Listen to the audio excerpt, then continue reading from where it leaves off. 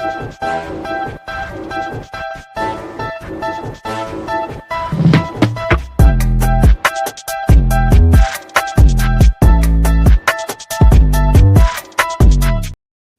everybody. I'm Candid Frank. He's Gary Groob, and joining us today is the Rochester Knighthawks GM, Dan Carey. Dan, welcome to the program. Thank you for taking the time to talk to us. I appreciate you guys having me on. Thank you. We always ask, the first question is always, how did you pick up a stick? I was, I think, 4 years old, and I grew up in the town of Peterborough, so pretty a lot of lacrosse and a lot of history there. So my dad brought a stick home. He didn't play much as a kid, but played a ton of hockey, and brought a stick home for me. Signed me up for the Peanuts in Peterborough, and from what I'm told, it didn't leave my hand for a while. And I think the next day I had school, and I was pretty upset when I wasn't able to bring it to school and bring it on the bus with me. So I was hooked right away, and great city to kind of grow up playing lacrosse in. And yes, from day one, I just fell in love with it with that first opportunity that I had to stick in my hands. Like many of our guests, it didn't end at playing. You ended up working on the management side. But first, before I ask that question, what kept you in the game? What did you love about the game so much that the first thing that comes to mind that this is my game? There's so many things, from a reflection point and looking back, one of the things that I cherish most is the relationships and just the opportunities to meet great people. And some of my best friends in the world are people that I met through the game of lacrosse. But just, I think, going through different stages at different ages, there's just so many things that we can go to and say, it's been a big part of our lives for many different reasons. I loved just, the skill set that you had a lacrosse stick in your hands, and you're able to cradle this ball and do some fun things with it. And again, Peterborough, there's so many people to teach you different things. There's like the skill level was incredible with the mentors and the people that we had to look up to. I just honestly growing up in Canada, and you're playing summer, it's in the box, and just the smell of the arena in the summer. And there's so many just cool qualities of playing that come to mind as a kid growing up playing the sport of lacrosse. So physical, fast, the camaraderie, the teammates, being in the locker room and just playing and competing in the summer, and knowing that, you're playing in 80, 90 degree weather, and the floor's, sweaty, and you're falling all over the place. And it was just a great experience. You mentioned a little something there about the room. Whenever we talk to players, the biggest thing they miss if they don't continue the game is the room. The biggest thing the coaches talk about, getting back in that room. As a general manager, what's the connection for you? I heard it, I think, a little bit, getting involved with the personalities of players and stuff, but drill down on that. Yeah, it's not the same, right? When you're a player, you're in there, you've got the bruises and the sweat and all that stuff to show, hey, I've worked hard for my teammates, and you've done your thing. It's a little bit different, right? In coaching, was able to coach in high school and junior A level in Peterborough, and still coach my kids at a different level. They're pretty young, but I think anytime you can be involved and be part of what that room is. And for me as a general manager, I'm not in the room as much, right? You're kind of in post game and stuff like that. But just being around the guys, whether it's physically in the room or not, I think just that mindset and knowing that these guys are putting their bodies on the line every single time they step on the floor, practice and games. So it's just, I still admire that, right? And know that, fortunately, I was able to go through that myself, but knowing that these guys are continuing to do that, it's there's a mutual respect and a respect that I have for these guys. So just being a part of the team still is kind of that connection to the locker room. They've got their time as players, but for us to be able to be with each other on the bus when you're on the road, and morning shoot arounds, and guys are eating breakfast and having dinner together. So I think just that team mindset. The room itself is important, but just kind of the atmosphere and the camaraderie to have a team, even outside the physical locker room, you still kind of have that mentality. Last one for me. when you're looking at decisions, you make player decisions. What are a couple or one thing that sticks out for you that you see in either the documentation or in person with watching a player play? When we're evaluating and looking to bring players into our organization, the number one thing for me is character. And, sometimes you can see that by, player playing on the field, on the floor, whatever it is. But word of mouth, right? And just trying to figure out who the right person is that we want to bring into our team and our culture. So that to me is the way I want to continue to run the Knighthawks organization, is finding the right people, making sure that they're going to be great teammates, accountable. You can trust them. They're going to put the work in. They have to have a skill level. They have to be good enough to play at this level. And, the better the player, having those attributes as far as being a good character and a good teammate, the better, right?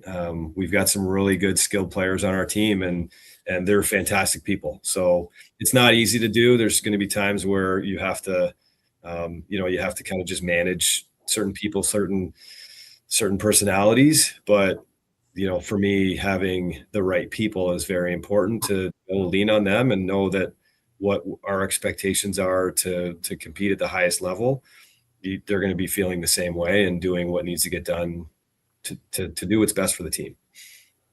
Gary's going to drill down now. I give you advice and warning. Okay. Just kidding. Go ahead, Gary. Hit him with some history. For sure. I want to talk about when you were first coming into to growing up in lacrosse and your biggest influences. Who would you say, especially in the Peterborough area? So my dad would have to be one. My parents were great, and they were always so supportive and just loved the sport of lacrosse. And I think part of that grew with me continuing to play. My teammates were fantastic and just a good group of people, a lot of fun. I had some really good coaches over the years, and some names that, you'd probably be familiar with and some maybe not. But, Jim Johnson is a player and a coach.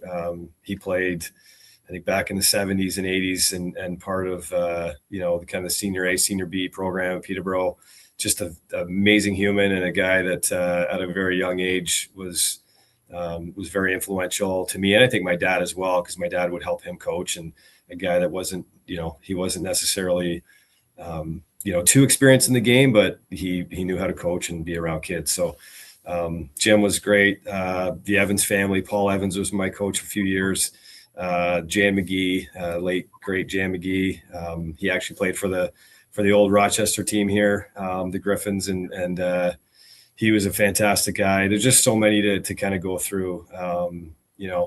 Jim Wass, and I had John Martin and Dan Dunn as my junior A coaches. John Grant Sr. was always around. He would walk around the arena, and he would grab kids' sticks, and he would look at them and make sure that they're working properly. And he'd take a stick, give the kid another stick that worked, and take that kid's stick and start to fix it and restring it or whatever you need to do right there on the spot. So he would walk around with a string kit to make sure that, guys could throw properly, because you go home and you pull a stick off the shelf, and, there's going to be parents and kids and dads that don't really know how to string it and fix it. So just so many great influences. I'm missing a ton, but, Bobby Allen's a guy that, I think there's a lot of history with a guy like that, and you hear his name.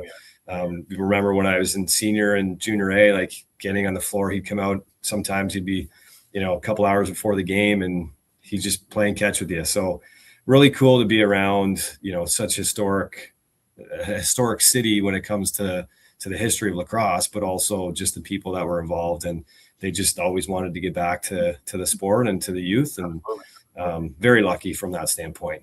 That was in Peterborough. And again, not to drag this on any longer, but, college, I had Paul Wareham when I went to Herkimer, was just an amazing, amazing person and coach for me there. And then Randy Mearns at Canisius for a year. So been very fortunate over the years before I got to professional, and had a lot of great influences. Right. It's funny because you talk about John Grant Sr. He still does that. at Lakers games now, I still see him taking kid sticks, and he's going to get it back to him in time for the game and whatever. To this day, he still does it. It's amazing. Yeah, and I don't like. He just wants to help, right? It's sometimes you're stringing a stick. It's not always fun if it's not yours, but for him to be able to do that, it just shows how much he cares about the sport. Absolutely. The other thing that really, really, blows me away about Peterborough, even to this day, is how accessible all the legends are and open to talk about whether you want to hear about old stories or whether you want to hear about what's going on now, or even players coming up and asking for advice. It's still very, very much that culture in Peterborough still to this day. Yeah, absolutely. I think there's the alumni there really takes care of each other and cares for the team and the program. And, again, going to senior A and Jamie Batley and Bobby Keast and Jim Milligan and those guys, there's still that connection. And I think I first played junior or senior A in 2004, that first year. Been 20 years since Peterborough had won a Mann Cup. And that was the group. Jamie Batley was kind of leading that. And you just see the guys that were there in the 80s and had won those Mann Cups. They started to come around and really, you could see the sense of pride that they had within being a Laker. So it was really cool. And to this day, you're still, the crowds are still following that team, and I just love to see it. It's the whole city. It shuts down on game day. It still shuts down, and you still get between 3,000 and 4,000 on a summer's night on a Thursday night for a Lakers game. It's incredible. And just the whole feeling in the city. I like going up there a few hours beforehand just to get the feel in there. And it's just amazing pregame, even postgame, watching everybody. Yeah, no, when I was playing junior A from 99 to 2003, we could walk into the senior game and sit anywhere you wanted. And it just, we kind of caught fire there early 2000s, and it's been like that ever since. So I love to see it, and really glad and fortunate that was my hometown. Right. Now, you mentioned going to Herkimer. That's an interesting route going in. What got you into Herkimer of all things? So I didn't have a real strong desire to go play college lacrosse. I think part of it is I just didn't fully understand what that process looked like. And I was in high school and playing junior A, and didn't really have a plan as far as where I was going to college and what I wanted to do. And had some interest from some Division I schools, and I think they were coming to see other players that I was playing with or against, and had a couple of good schools offer me to come and either have a scholarship or go down to a camp, but had some pretty cool opportunities, and it just made me realize that that is something that I want to pursue. So as looking at what my options were and my comfort level of playing the field game, which growing up at Peterborough, what they have now with all the different programs, club teams, we didn't have that. It was playing high school field lacrosse was my first taste of playing outside, but it was just a bunch of indoor box players playing in a field. It wasn't field lacrosse. So I knew I had a lot to learn and a lot to develop with. So I had a couple players that actually got traded to our junior A team. Luelis Mitchell was one of them. He went to Herkimer and started to talk about it, and it just kind of got the ball rolling for me. I talked to, as Mike Pressler was at Duke at the time, and he was recruiting me, and he actually said, hey, this would be a good opportunity and a good option for you to go kind of see what that looks like. And I'm really glad I took that opportunity and made that always, because again, Paul Wareham and Scott Barnard, the two coaches that were there, they kind of changed my mindset, and playing lacrosse every day. It was really good for me. So I had a fantastic time. We had a great team, and teammates were, some of the guys that I still, stay in contact with and are great friends. So I really cherish my time there, and I think it helped me develop as a lacrosse player. Right. Did you find it difficult to go into a more blueprinted kind of idea in field as opposed to all the years you did playing more by feel in box? Yeah, I think it was, there's definitely a transition and a learning curve there. And, I think going into a program like that, and you had, basically a freshman and sophomore. So it wasn't, there was an adjustment, and again, junior college. So, kind of look at it how you like, and know that the caliber for all these teams wasn't great, but I think the top end teams it was really good lacrosse, and we were competing against Division 1, 2, and 3 programs in fall ball, and hanging right with them. So, Scott Ditzel's an example. He went on and played at Syracuse and started there and won a national championship. We had a lot of really good players that went through that program that I played with. So I think, there was a learning curve, and box, there's a lot of structure. You've got to really learn that game. And I think the amount of space that you have in field lacrosse, I felt like it was a decent transition. And, the athleticism was one thing that I needed to kind of improve on, and knowing that you're, going against guys that have been in the weight room a lot longer than I had been, definitely helped to try and take that part of it a little bit more serious, and just the athleticism part of it. But no, it was a learning curve, but halfway through that first year, I felt really, really comfortable out there. Right. Now you change over into Canisius, and let's talk about playing for Mernsey. He's been a guest on the show as well, and man, what a fountain of knowledge, and just fun with the stories and everything else. But playing for him, talk about that. What a just great human. And, I think for me, I had opportunities leaving Herkimer and some pretty significant schools that I had options to go to. I wanted to get closer to home, knowing that, for me to be farther away from my parents and travel for them, and knowing, just getting home on the occasional weekend, there was a value to me to have, a place that I was closer to home, and still not fully understanding the differences with some of the D1 programs. I made a choice, and there was a handful of Canadians there. So my recruiting trip and went there, was, stayed with Matt Vince and met a lot of the guys, and it just felt so comfortable, and knowing that Mernsey had played professional box, and that was going to be my goal. The connections that he had, and just, again, the comfort of being around other Canadians, being that close to the border. It was definitely appealing, and I cherish that choice. I know, again, I was there for 1 year, so didn't get through and get my degree from Canisius. I transferred to Trent University in Peterborough, but I met my wife there. So I think, to me, that was that's kind of the ultimate thing that I could have received from going to college was we've been married for, it'll be 16 years this summer. So, my time with Mernsey was fantastic. And to this day, we're still friends. We get to work, we've worked together on Team Canada and been roommates. So it's kind of funny as a guy that coached me, and you see him on that side of it, but then you become friends and know that, that experience that I had as a player for him, somebody who was pretty immature and had a lot to learn in life, fast forward to 20 years later, and having a relationship with him and be able to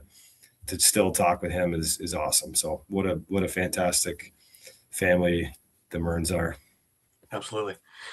You get drafted in 2005, 7th overall. Talk to me about draft day and hearing your name. So I don't really recall too much that the draft at that point. I think it was out in BC.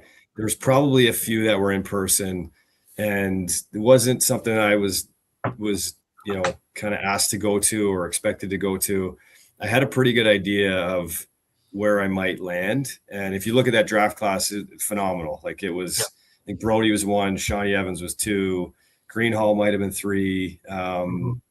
You kind of go down the list. Matt Vince, it was a pretty impressive draft class, and I didn't know exactly where it ended up. I think Matt Brown was 5 to Arizona.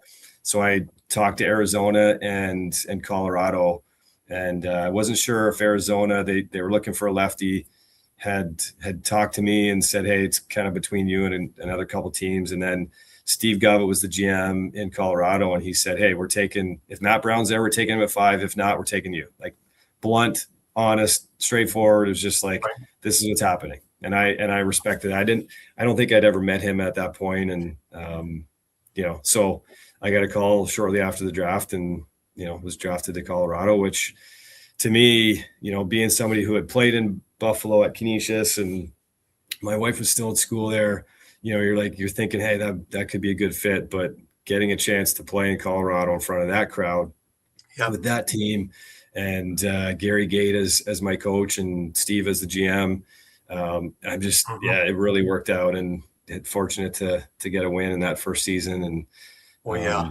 it was a great experience. It's one that, I couldn't have imagined at the time, didn't know anything about Denver, Colorado. I'd never been there. So it was, it's like, all right, going out to Colorado and then you actually see what it is. And couldn't have been luckier and been in a better spot. Talk to me about your first training camp. One of my favorite questions to ask is, was it what you imagined? And it's an interesting answer from you because you're on both sides of it, being as a GM, seeing young kids come in now. But when you first got into your first training camp, was it what you envisioned? I don't even know if I had a vision or had a thought process of what it was going to be. I know, knowing who I am and how I work, I probably asked a million questions to people and the guys that I played with in Peterborough, just like, hey, what can I expect? And I'm sure there's a bunch of nerves going into it. But I was a guy that took pride in being in shape and making sure I was prepared. So I think I actually don't even know if I was aware of what we would be going through outside of the amount of practices and scrimmages, probably a few days before. But going out there and you got the altitude and all that, I think we had a 3-day camp or a 4-day camp or something. And one of the first days we did the beep test. And I'm a rookie. I got to prove myself and show what I can do. And probably a mistake to keep going as much as I could, but it was between me and Ben Prepchuk, and we were at like 14 or something. And I couldn't go anymore. He kept going. He I don't know. I think he stayed even a little bit longer after I bowed out, but it was the two of us. And I could barely walk the next day. Like my hamstrings were so tight and, I'm this rookie trying to like prove myself. And I probably went a little bit too hard on that, but I remember how grueling it was. It was, I was completely exhausted by the end of it, but just getting around the guys and seeing, how G Nash and Gavin Proud and those guys operated on the floor, it was really cool. But we had just an awesome team. And I remember feeling comfortable right away and having played a few man cups leading up to that and had played at a high level against professionals. I felt confident in knowing that, I was an older player as a rookie and didn't feel like always nerves, but didn't feel like I couldn't do that. So prepared, great experience, but man, I remember how sore and how tired I was after that training camp. Right. During that year, though, it was, you mentioned it was a magical team. This was a team that actually went right through. When did it really dawn on everybody that this is a team that could actually win the cup? Probably the championship game. I think I don't remember the team thinking, hey, we're winning a championship this year. Right. And there maybe shouldn't share this, but years later talking to Steve Govin and I think there was a conversation that Bill Hull was the assistant GM and Gary and the coaching staff. It's like, this is going to be a tough year. Like I don't think they expected, again, Gary Gate retired the year before. They missed a couple guys had kind of moved on. And me and Chris Gill were our two lefties. And so Steve Wojtek and Gay Schindler, there's a handful of guys and they kept kind of going through. And so even offensively, we were just there was some pieces that they were still trying to figure out. Andrew Burkholder, we traded for him. I think he was in Rochester and his first game, he might've scored 4 goals or something. So I don't think it was like immediate, hey, this year we're going to win a championship, but they had success. They had a pretty good core, Brian Langtree, Gavin Prout, G Nash, Sims and Hanford and Jalbert. Like it was a really good Nick Carlson, great team. But I don't know if they had the expectations, and I think we were just a confident group. We really came together as far as professionally, like that was just a really close knit group. And we all had fun together. We all, the locker room was really tight. So again, the sport of lacrosse and the NLL, like you can win any night against anybody. And, I think there was definitely some challenges and some great teams, but you look at those first 2 games against Calgary and Arizona, they're both 1-goal games and really tight. So it could have went either way, but, I think for us, as we started to get near the end of the season, we had confidence in ourselves and it worked out. Carey, the familiarity that you have with others in lacrosse is a little different than other sports. So when putting together a team, I think to Gary's point about knowing what you're getting into, it's more prevalent in the game of lacrosse because everyone's so close and they know each other so well because of all the transition from teammate to opponent to teammate to opponent. How helpful is that when you step into a locker room, even if it's new? Like you said, the world of lacrosse is small, right? It's like kind of one big family and everybody's connected one way or the other. And, I think summer lacrosse helps the NLL when it comes to that, because there's a chance you've played with 1 or 2 guys in the summer that are now playing for, again, at the point when I was playing, I think there was 9 or 10 teams, 13 to 9 or something like that, whatever it was. I know we grew and then came back. So I think it might have been 13 and then back to 9. But anyway, I think it's just, there's so many different opportunities to have those connections. And if it wasn't, I don't think I actually had any of my Peterborough teammates in Denver, but they all knew those guys. So it was, kind of, hey, like, here's your guy to go to sort of thing. And there's connections. So it was, sometimes it's nice to go to a team that you don't know anybody, because it forces you to kind of, make new, kind of close teammates and go through that process instead of sticking with the guy that you're comfortable with. But yeah, it's such a small community, right? Everybody seems to know each other. And I think that's, it's one of the kind of cool things about the NLL is you have that opportunity to have a connection and know that before you even meet somebody, there's a good chance that you have that kind of mutual connection. And everybody gets a good insight on the game because they play with different people all the time. Oh, absolutely. That are actually successful somewhere else. Oh, you're learning a ton from different players. And again, definitely fortunate that you get the group of Peterborough with John Grant and Tracy Koleski and Matt Giles and these guys, Scotty Evans grew up with. And then you go Gavin Prout and you're coached by Gary Gade and Dan Stroop and Chris Gill. It's like, you know what I mean? Like, you can't just as much information as little tricks of the trade that you can take. But, playing together is one thing, but also you're on the floor against other players. That's, as an athlete, you got to be stealing and taking things from them as well, right? We went up against Josh Sanderson and Colin Doyle so many times. You're like, can I take something from them because of how successful they were? And it's also, it runs right through lacrosse completely from one end to the other, because there aren't many sports that have a different field to play on. The field of play doesn't change, right? If you play basketball in college, you're playing on the same surface you're playing in pro. But lacrosse has this other variable, field lacrosse versus, box lacrosse. And now this sixes thing is really creating a variety of opportunity for people to appreciate the game in different ways.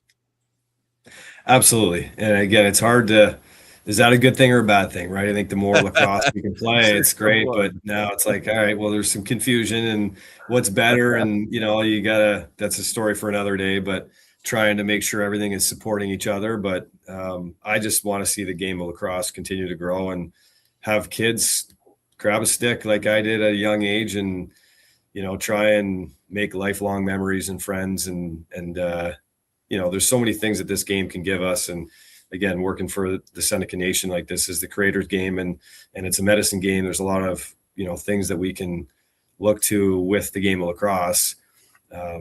So how do you find that? How do you make the most of it? And, I think for me, just being somebody who can help a little bit with that for anybody who's looking to play, I want to be able to give back.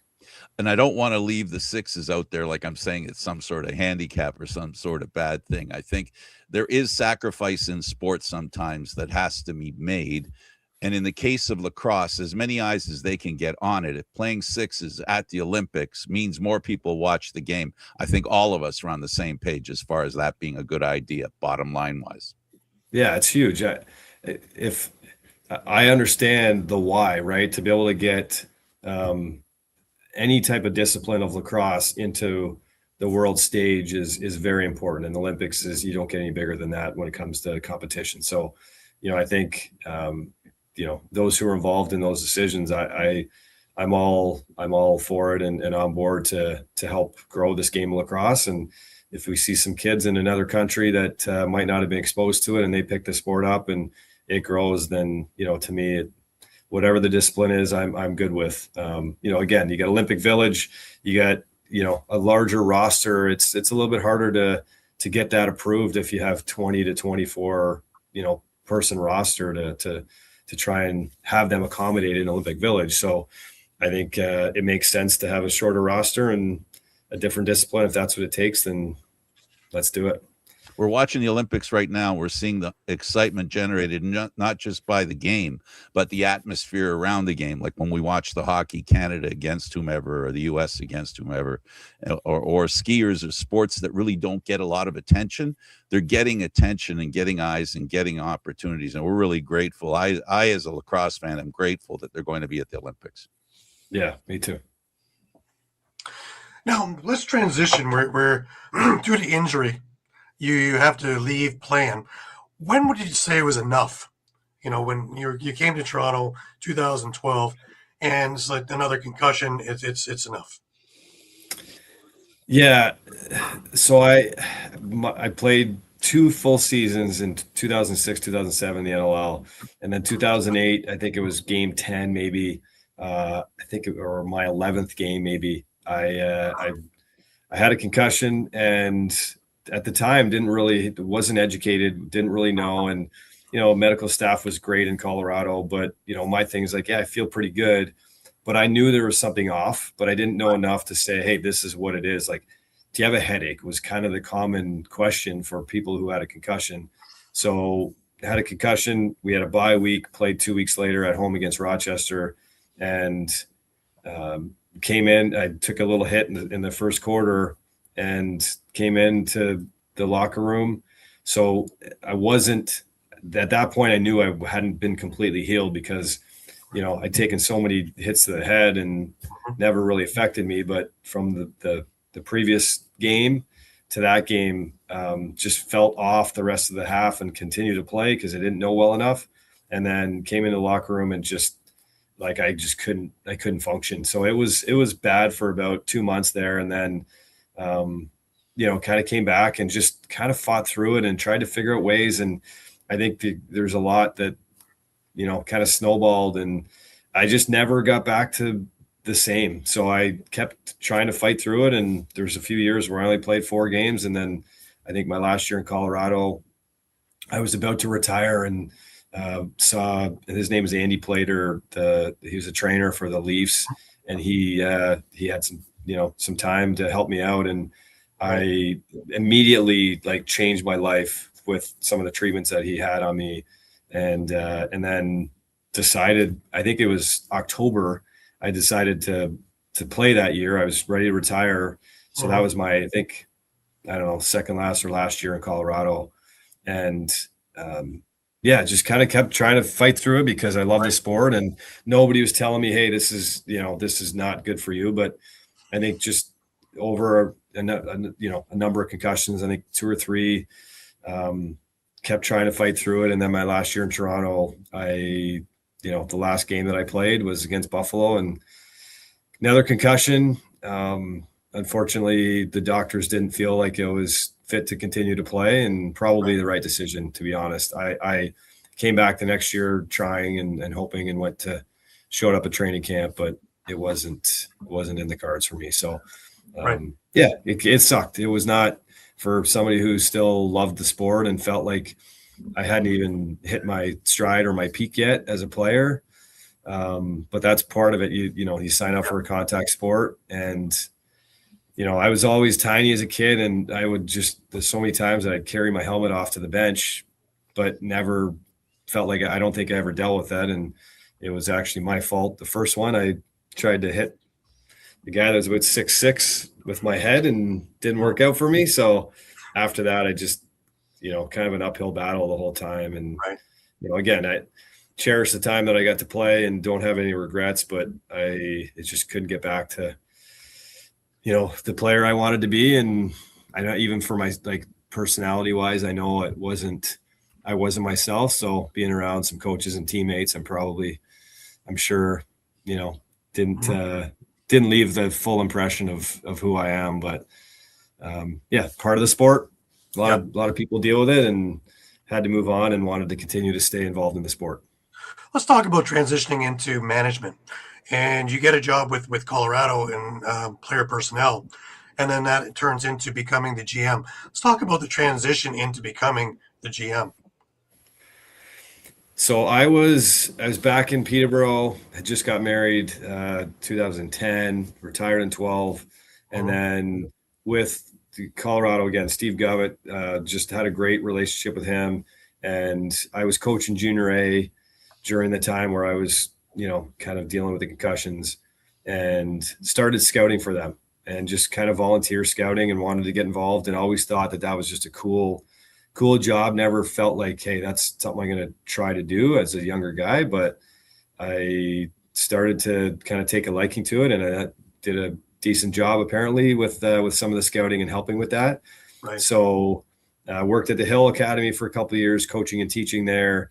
And then Steve called me in 2015 in the summer and said, hey, he was looking to move on at some point. Nothing guaranteed, but if I was interested, he was looking to bring somebody in to kind of groom and to help him with some of the things on the personnel side. So I was hired as director of player personnel. He made an offer. My wife was really supportive of it. We had a 1-year-old daughter.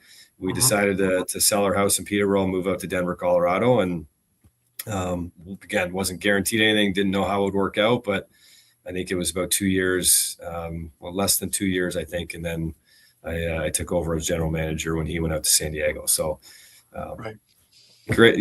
For me, it was just trying to make the most of an opportunity and, kind of betting on myself, and it worked out for now, at least, right? You never know. And again, if it stopped today, I still feel like everything all the experiences and everything that I've done through this process have been just great life experiences. And I've learned a ton and had, from my standpoint, at least, just build some really good relationships to stay involved in the sport. So, right.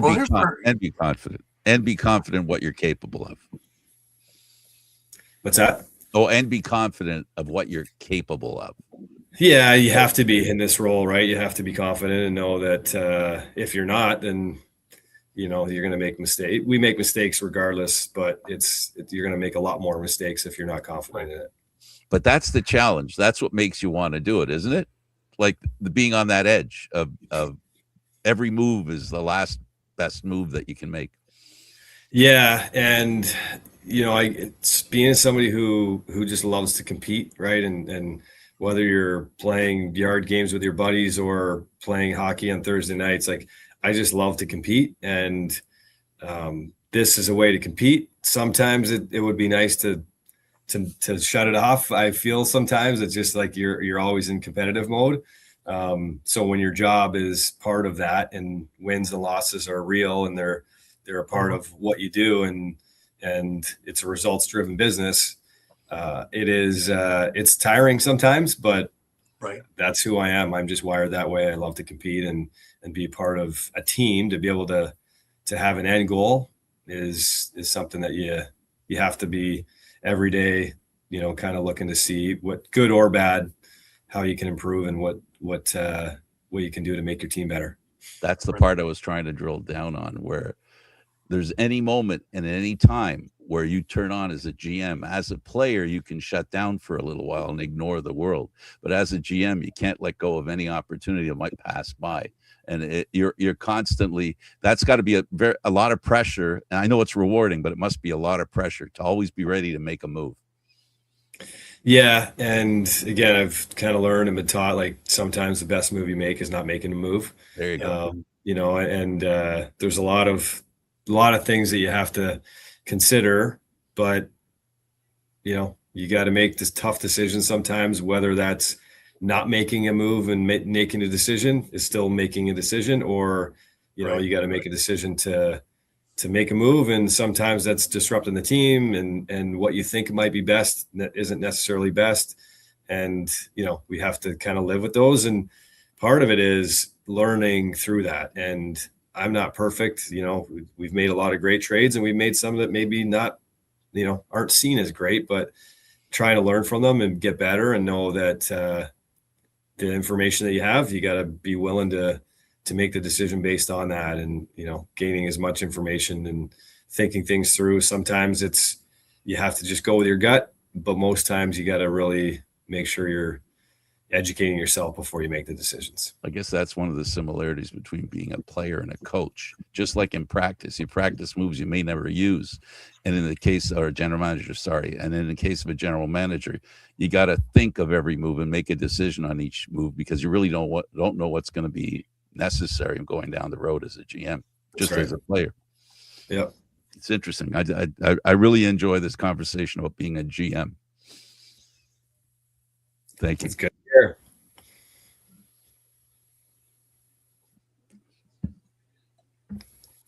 Gary, did you freeze? Gary looks like he's frozen. Oh, geez. I thought I shut him up. That would have been I just got rid of him, I guess. Yeah, no. He's like, I'm not listening to this Dan Carey guy ramble anymore. That's me, not you. You're fine. Yeah. You're fantastic. We're really grateful that you're here.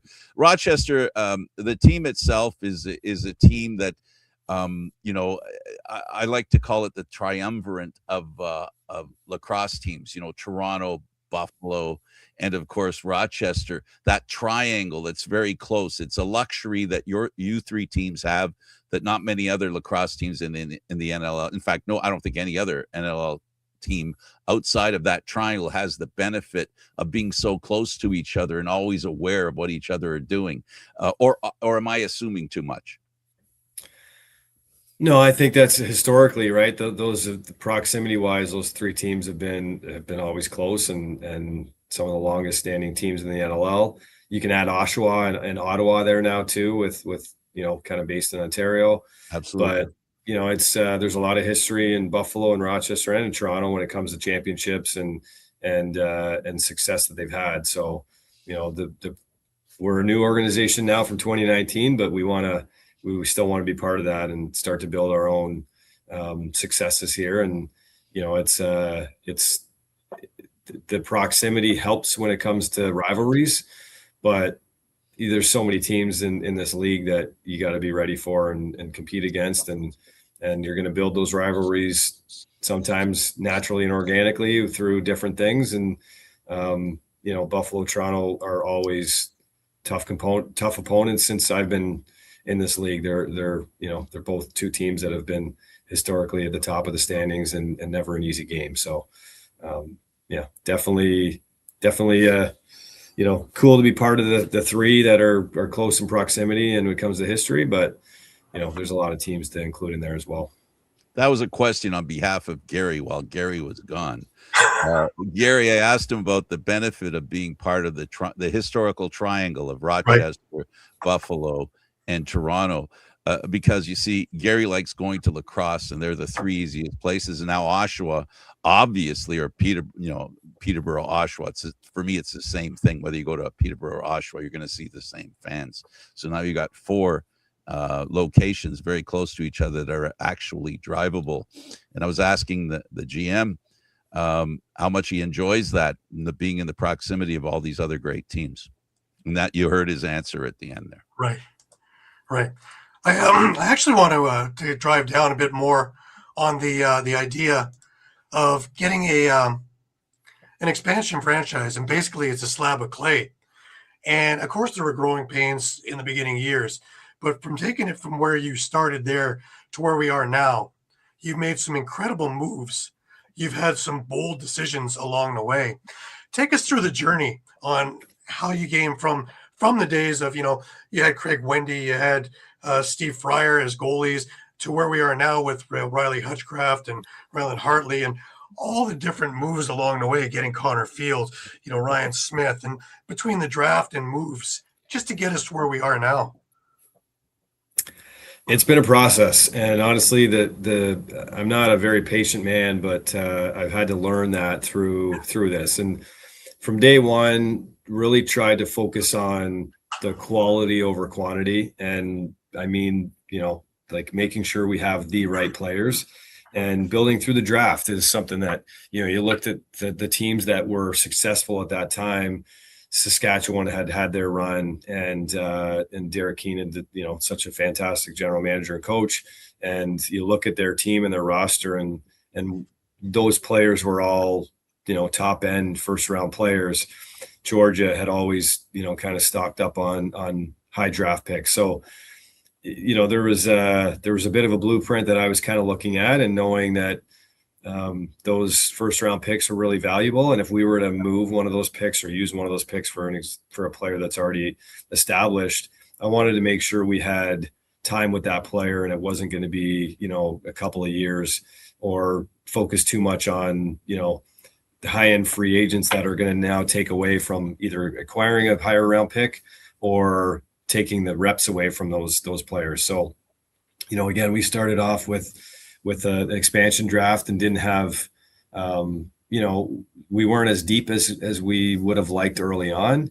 Right. And you mentioned a few goalies, and we've went through a lot. And, the National Lacrosse League, the most important position, I believe, is goaltending. And, it wasn't for a lack of trying. There was a bunch of free agents that we've talked to over the years. And, again, we have Rylan Hartley and Riley Hutchcraft as our goalies now. And again, Hartley has had some difficulties when it comes to injuries, but I really think everybody can agree that he's shown glimpses of being a top tier goalie in our league, and capable of not just winning a bunch of games, but stealing some games every now and then.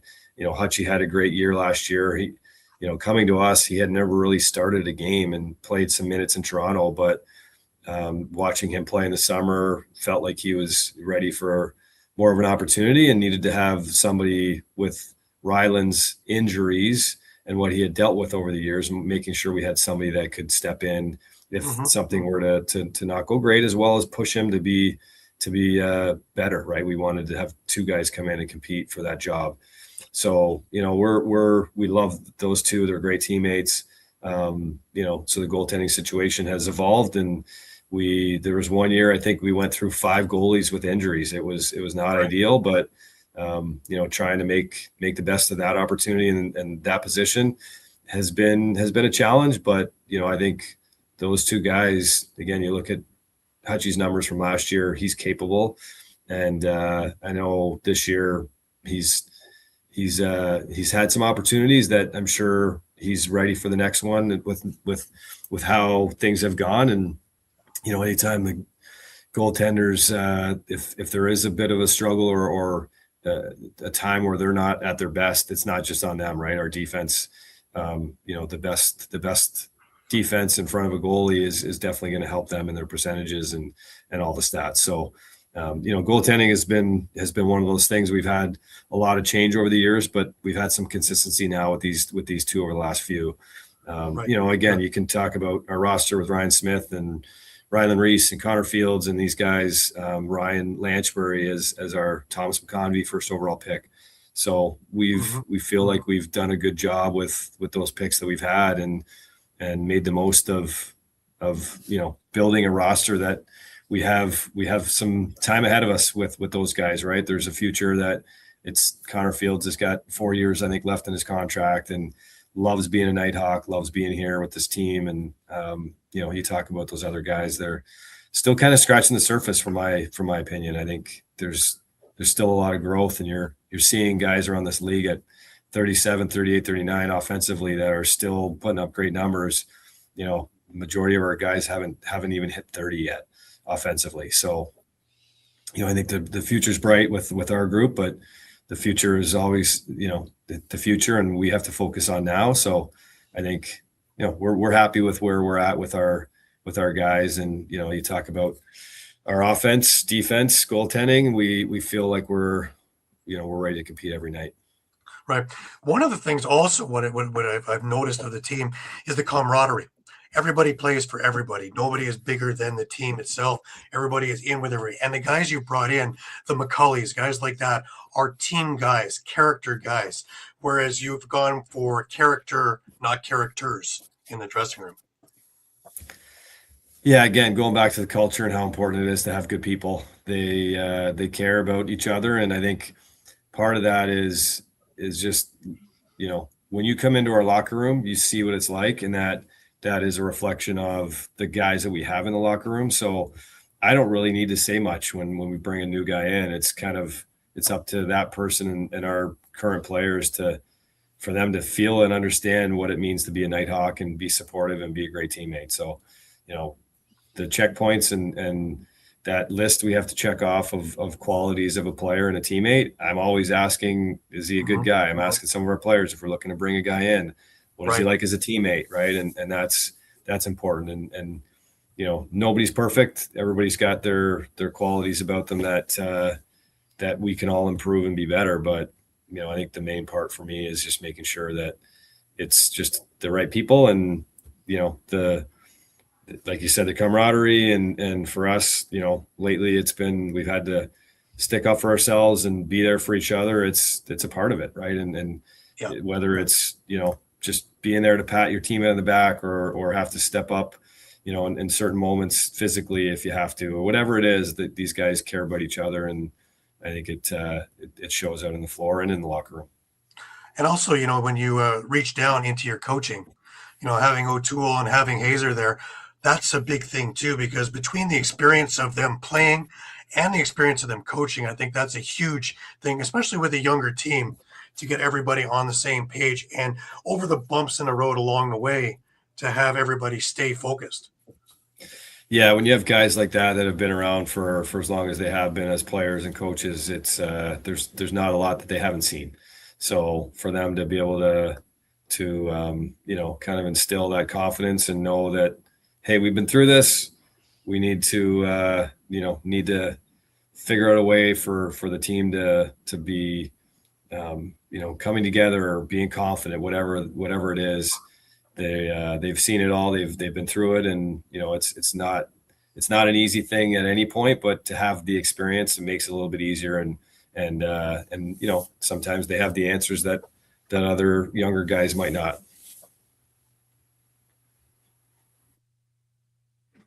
Gary freeze again? I think he did. Gary has this problem where he is with Rogers. It shuts on and off for him. Go ahead, Gary. Yeah. I haven't paid my thing for Skydome yet for second base yet, so they keep reminding me. I'm sorry. Let's look a bit at this here. You guys started out like a house on fire and really, really put the pedal to the metal. We've had a few little bumps in the roads and some distractions and some nonsense and stuff like that. We're going into this weekend and really a turnaround week. Let's talk about, we're coming into trade deadline time. And obviously, if you were anything, you'd be a buyer. Where do you think, is there anything that you would be interested in bolstering, or with everything that you got, would you be more of a stamp pat kind of guy? Like we talked about earlier, right? Some of the decisions you make, you got to go through and make sure you have the proper information. And the challenging thing about this job is you care about these guys personally, individually, right? It's not like, okay, I care about the team immensely, but each individual guy, again, some guys I don't see and don't talk to as much because I don't need to. They're good. They do their thing. Some of the younger guys, again, that relationship hasn't built up as much as some of these other guys that have been with us since day one. Right. And even some guys before that. So it's never easy because it affects the team. Right. So making those decisions, you have to make sure that you're thinking through, what is this going to do to our culture? But it's professional, and people have to understand, I have to make decisions. Again, it's not a unilateral decision. In most cases, I'm talking and consulting with our coaches. but I'm ultimately that one that has to make that final decision and do what I think is best for the team. So if it means that we have to move on from a couple of players because it's best for the greater good and the whole group, then I'm willing to do that. And that's part of my job. And it's not an easy part, but we've had to move on from guys, we had to release guys and just, move on from guys in free agency and trade guys. It's never easy. And it doesn't mean that they don't mean a lot to us, but it's just, again, whether my decisions are right or wrong, we have to make those decisions. So I'm willing to do whatever I need to do to make this team better, while also being cognizant of our future. And I can't do anything that's going to hurt us in the long term. But if there's an opportunity to make us better and help us get to a point where we feel even more confident in ourselves, because, again, this is a tough league to win in any night of the week. And, we're going to focus on the next game. We feel really confident that we can beat anybody any night, but same goes for them, right? They're feeling the same way. So definitely interested and willing to see what's out there and what's available for us to become a better team. But, have to see what's out there first. Absolutely. Let's move a little bit of State of the Union. Now, with the Olympics coming up in a couple of years, is this the big send-off that's going to take the league from floor 3 or 4 up into penthouse, do you think? I would love that to happen. I know our commissioner, Brett Frude, he's been, doing great things for us. And I know there's been a lot of things that he's had to deal with that aren't ideal, right? Rochester being one of them. And the amount of time that the two of us spent together is like, I felt bad for him, right? Like he couldn't do what he was hired to do because he's trying to save certain franchises. And the year before that, it was Panther City. And it's just, it hasn't been an ideal situation for him. But believe in him, and I believe in our product. And, the more exposure and eyeballs that we have on the National Lacrosse League, I think that it's going to just grow our game. And that might be through the Olympics and knowing that, hey, this is the sport. These guys, hopefully we can find a way to highlight the players that are going to be playing, because, I can pretty much guarantee every player on that Team Canada is going to be a National Lacrosse League player, right? They're going to be guys that play in the NLL and for Team Canada, and I'm sure a lot of the other countries as well. So that is a great opportunity for us to grow the sport, and hopefully the National Lacrosse League can take advantage of that. Now, do you think I'm hoping that the league has an exit strategy? Otherwise, it's, that was wonderful, and then we go back to where we were. So the biggest thing is to have an exit strategy of where to grow and where to go after the Olympics. Yeah, I know they're working on a lot of different things, and you see different initiatives coming from the league that's trying to grow that and trying to grow our footprint across North America. So yeah, that's, media rights deal is a big part of that. So I think, again, not being too much into the weeds here, they're every day that's their goal they're working on. And I know when it comes to that opportunity to take advantage of that, we got to be ready, and I'm sure they will be. Right. I want to drill on one small thing before we end. And you played in All-Star games when you were a player. Do you think that the league is missing out now that it's got TSN and ESPN at the ready on an All-Star game, showing skills and showing the best players in the world in one event? Possibly. I think doing it the right way is most important. So how does that work? Who has the ability and the bandwidth to put that on, right? Like the creativity, the athleticism, and everything that comes in like a National Lacrosse League game. I think that's one area that we can improve on, is trying to find a way to present that in the best possible way. Like, you see some of these goals that are scored and you see the goalie moving one way or the other, and it's like, what is he doing? But it's, the shooter is so like just the creativity and the deception that you're getting for some of these guys, that you're making a goalie move one way and you're putting the ball the other way. Like and they're pinging corners that, you're seeing those little little triangles in the mesh in the net, and they're hitting those. They're trying to hit them, and they're hitting them. So you look at how big our goalies are.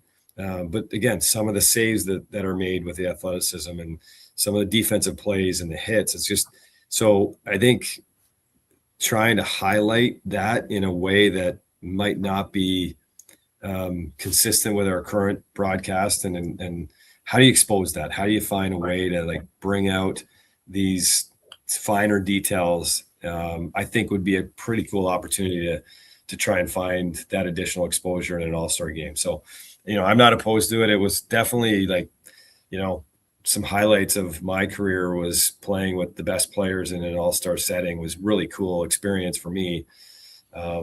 It'd be nice to see it again for sure, but somebody's got to host it. Somebody's got to put it on. There's a lot that goes through it. And I don't know in the past if the juice has been worth the squeeze sort of thing. And those, so have it just to have it. But if we do have it, I think we have to make sure we make the most of it. Just one last thing is you mentioned, the problem with ownership in Rochester, and that Seneca Nation came and saved the franchise. Talk about the relationship with Seneca Nation and the franchise itself. And, everything I've seen has been top notch. I think they've just been fantastic since they've come in. From your perspective and where you are, talk about how much life has been breathed into the franchise.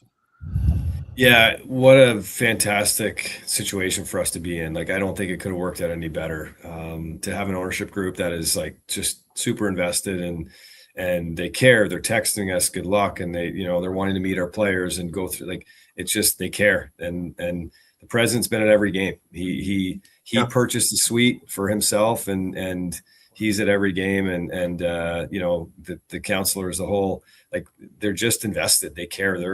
They're there. They're present. They're Knighthawks fans. So it's really cool to see. And again, we're going to have a level of accountability from them to do what is best. And they want to win. They want a winning team and a winning culture. And, we want to do that for them. We want to, for myself, for the players, the coaches, it's for a lot of people, but now there's another added incentive to do it for them as well. So I'm excited. I wish it was in June when they could have bought the team and gave us a little bit more, but hey, it's worked out really well.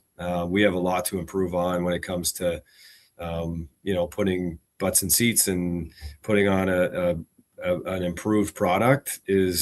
I think we've done a good job, but given the timing, and it was kind of like, hey, we're running before we could crawl sort of thing. And just, we had to move as quickly as we possibly could. So there was a lot to be done in a really short time. And I think we've done a good job with it, but, again, not wishing for an off season too soon, but when we do have some time to actually take a breath, we'll be able to really focus on the areas that, might need more improvement than others. And it's just, mindset is to continue to get better and improved in all areas, not just, on the field is one thing, but in the arena is the other. Absolutely. Listen, Dan, I know how busy you are, and I know with the games coming up this weekend, I really appreciate you taking the time to talk with us about your career and about the Knighthawks, past, present, and future. So wish you all the success in the world. Thank you for doing this. My pleasure. No, thank you both. And anytime I get to talk lacrosse, it's, not part of the job. It's nice and an easy thing to talk about. So I appreciate the time. Well, I personally love digging in on the GM's job. We don't get much opportunity to do that, and you've been pretty forthright in letting us know your exact feelings. So thanks for that little bit of education, that opportunity. Oh, my pleasure. All right, he's Gary Groob. I'm Candid Frank Stanisci, and he's Dan Gary, GM of the Rochester Knighthawks. Good luck in the rest of the season, my friend. Thank you very much. We'll see you next week, Thursdays at 4, NLL Lacrosse Talk.